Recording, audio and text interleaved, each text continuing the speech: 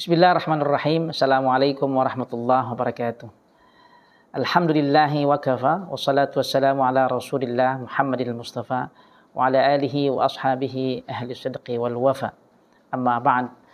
Kaum muslimin rahimakumullah, wabil khusus kaum muslimin yang sedang melakukan ibadah puasa, shaimin dan shaimat rahimakumullah. Pada hari ini izinkan kami untuk melakukan atau menyampaikan tausiah dengan topik bagaimana sebenarnya Rasulullah SAW itu berpuasa.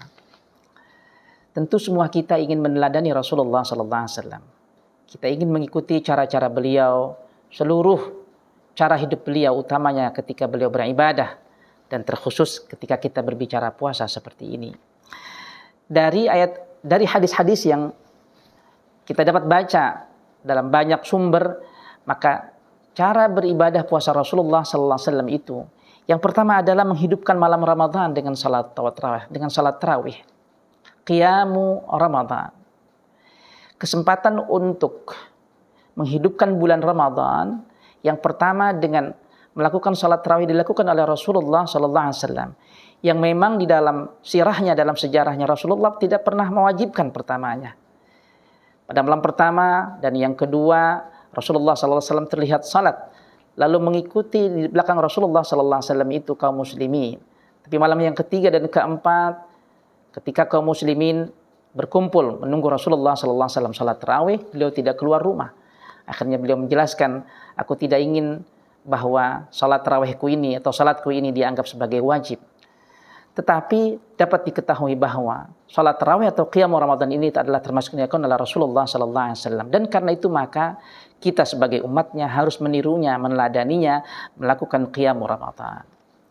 Siang kita berpuasa, malamnya kita hidupkan dengan melakukan qiyam Ramadan melalui salat tarawih. Yang kedua, cara Rasulullah SAW dalam melakukan ibadah puasanya adalah yang kita sebut dengan mengakhirkan sahur. Sahur adalah termasuk sunnah. Sahur adalah termasuk yang dilakukan oleh Rasulullah SAW. Bahkan beliau ada bersabda bahwa di dalam sahur itu ada kebaikan. Kebaikan yang dimaksud adalah satu, memang mengikuti secara beliau, sunnah beliau, yaitu bersahur. Yang kedua adalah tentu dapat kita fahami sebagai untuk menguatkan tenaga, energi kita untuk menjalankan ibadah puasa di siang harinya. Atau juga dapat kita sampaikan di sini tentang ibadah sahur itu, ibadah sunnah sahur itu, bahwa cara bersahur itu tidak pernah dilakukan oleh umat-umat yang lain, termasuk sahabat-sahabat kita, saudara-saudara kita Yahudi dan Nasrani. Ibadah sahur adalah ibadah yang Rasulullah contohkan dan berbeda cara bersahur ini dengan umat-umat yang terdahulu, khususnya ahlul kitab. Yang ketiga, cara Rasulullah SAW berpuasa, khususnya yang ketika beliau berbuka adalah mempercepat yang berbuka puasa. Tidak boleh kita melambat-lambatkan berpuasa. Dalam hadis yang sama disebutkan tadi bahwasanya ada kebaikan. Mengakhirkan sahur dan mempercepat berbuka ada kebaikan. Selain yang kami sudah sebutkan sebagai mencontoh Rasulullah SAW, tubuh kita khususnya ketika berbuka perlu ada tenaga baru. Perlu ada energi baru yang dengan mempercepat kita berbuka, maka energi itu ada, tenaga itu ada untuk melakukan aktivitas lainnya, termasuk kemudian adalah ibadah salat maghrib. Karena itu maka amaliyah berbuka puasa dengan cepat, selain mengikuti sunnah Rasulullah SAW secara medis sangat logis, sehingga tidak boleh kita mengakhirkan atau memperlambat dari berbuka itu. Yang ketiga, yang keempat adalah berdoa ketika berbuka puasa. Rasulullah SAW berdoa ketika berpuasa.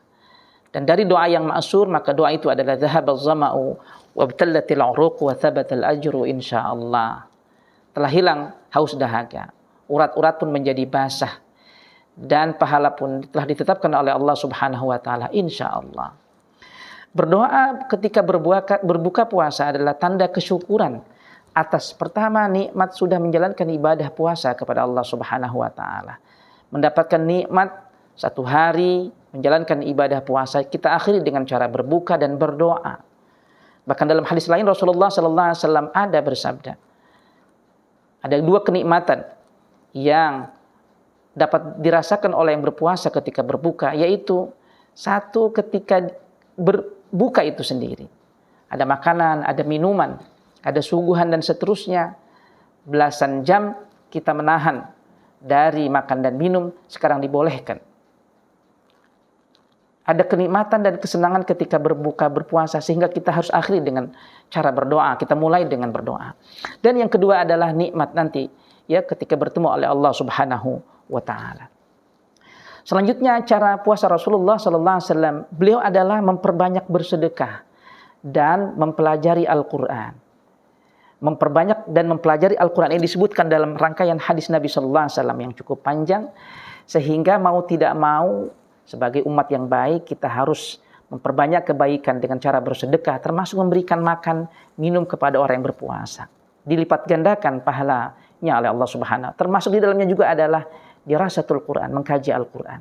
Dan yang terakhir, cara berpuasa Rasulullah SAW adalah beriktikaf, di mana dijelaskan 10 malam yang terakhir beliau beriktikaf, memfokuskan diri beribadah kepada Allah Subhanahu wa taala, menghindarkan untuk di hari-hari terakhir beliau dari kegiatan-kegiatan atau amaliyah duniawi, berfokus kepada Allah Subhanahu wa taala. I'tikaf, berdiam di masjid dengan niat beribadah kepada Allah Subhanahu wa taala. Inilah cara-cara puasa Rasulullah sallallahu alaihi wasallam yang kita berdoa semoga kita dapat meneladani beliau dari sejak kita melakukan puasa di awal pertama kali bulan puasa sehingga nanti di akhir. Mudah-mudahan kita dirahmati, dibimbing oleh Allah Subhanahu wa taala. Wassalamualaikum warahmatullahi wabarakatuh.